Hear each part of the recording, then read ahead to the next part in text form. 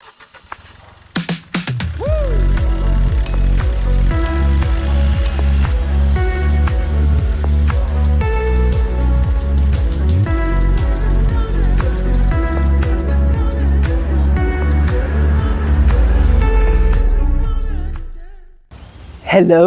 and welcome to the video called Things That I Hate and Love at the Same Time about Brazil. My name is Jana and you're watching Curves on the Road. I wanted to make a video where I would separate things that I love about Brazil and things that I hate. And I was making the list and all of a sudden I was like, wait a minute, I love this thing and I hate it at the same time. That's crazy. Let's make a list of the things that are both absolute love and absolute hate for basically different reasons. If you think it's too crazy, bear with me. I'll give you an example. The first thing I hate from the core of my heart, but at the same time, yeah, it's actually pretty good, is the humidity. I come here and I sweat and I sweat and I collect all the water on me and it's really unpleasant, and you know, the temperature is always showing 32, feels like 39, and that's all because of the humidity. So yeah, not the best thing ever, but listen, have you seen my curly hair anytime soon? It makes my hair super curly, a little bit frizzy, and it looks good. Like, do you know how much girls spend on the curly girl method? I have it for free thanks to the humidity. Not to mention my skin is always very dry, and here, hyaluronic acid who? Nobody needs it. I don't need it and I'm perfectly fine. I have makeup on now, so you can't probably see how much better my skin is, but trust me on this.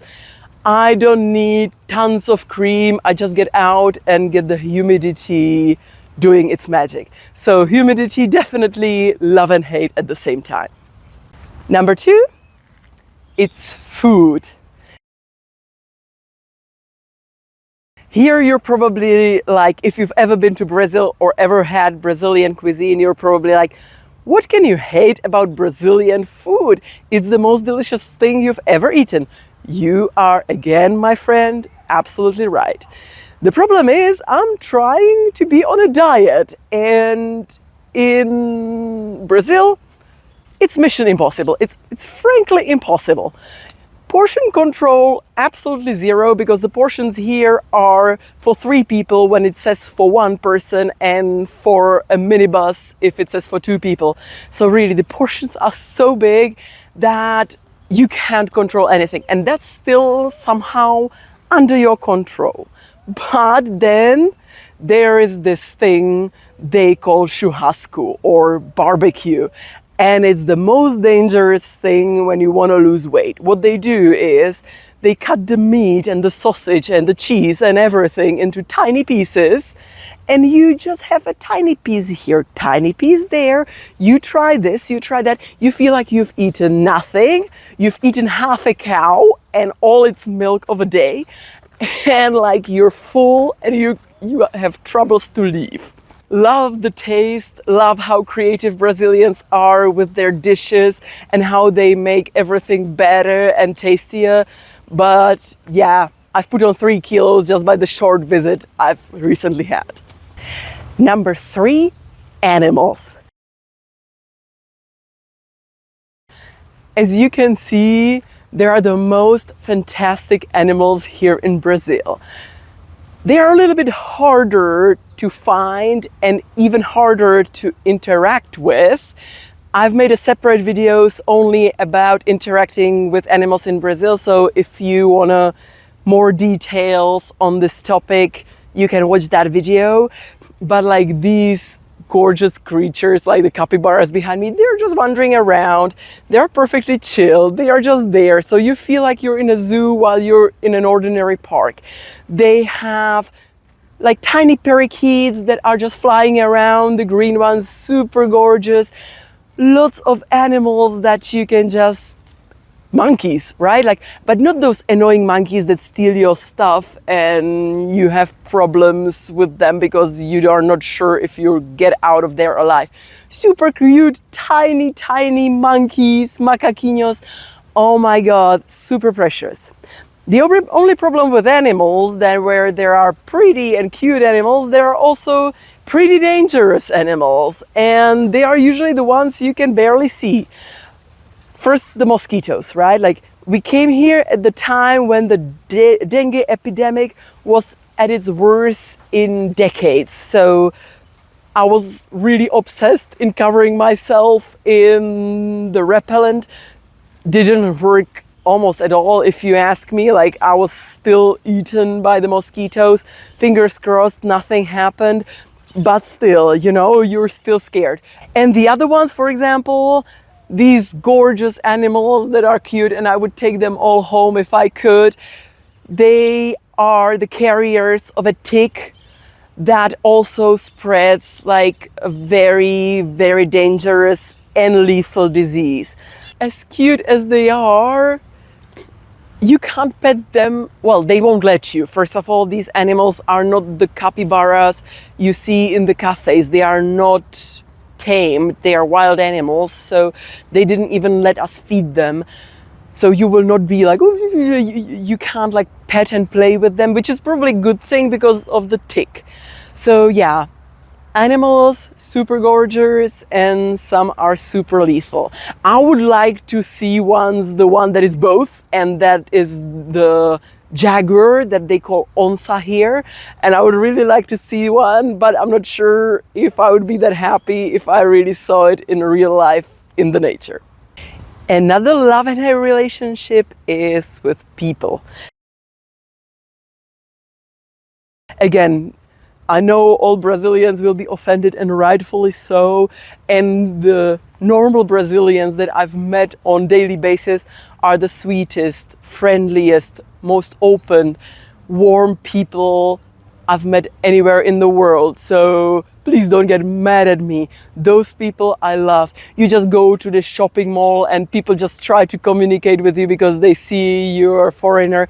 So definitely you don't have to worry that the normal people wouldn't invite you somewhere, or you know, that you would feel that you're the outsider in a group. No, they'll always try to make you feel welcome, and you'll be leaving with lots of new best friends. The people I'm not particularly fan of are the people who make this country dangerous. The same as the dengue mosquito, I'm very happy I haven't had a personal encounter with, but it makes it really scary sometimes, like, and it's annoying. Like, on like a bigger scale, it's scary, right? Because like the idea that you can't send your kid out to play because something might happen to him, or that you just can't wander around in your jewelry because you would probably get robbed, is scary. But it's also annoying because you have to think of like, okay, I for example have a gorgeous necklace with capybara which I can't take with me simply because like I don't want to lose it and the risk is here. So that is really something that I think could be changed, because like the people in the core are the sweetest. So just those few who are ruining the whole everything for everyone, just please, could you be nicer? It would really, really, really help. Another point that kinda is related to this one is the condos. I'm not sure if you're aware with the concept. I was not. I never seen it anywhere in Europe, so I was super surprised something like this existed.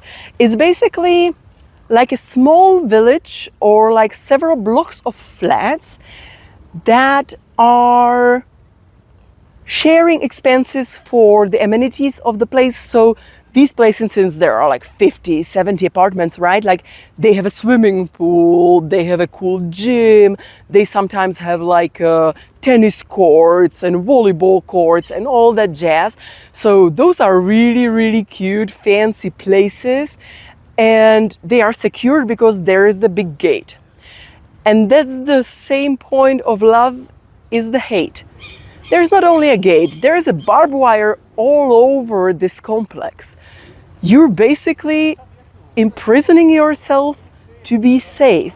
You're imprisoning your kids to stay in the place that is deemed safe. For me, it's like unthinkable that people would be, scared of the outside so much that they would be creating these fortresses to protect themselves from the outside world. So I really don't want the world to go that way. I really would like to see Brazil open with no locked cars, open doors of the houses so that everybody can, be happy and enjoy everything. Because as I said, the normal Brazilians I encountered are like that. There is I just really don't understand what's going on, but it's really sad. Another thing I love and hate is the concept of showering in Brazil. On one hand, there will not be any cleaner people that you'll meet in your life than Brazilians, because they take shower 6-7 times a day.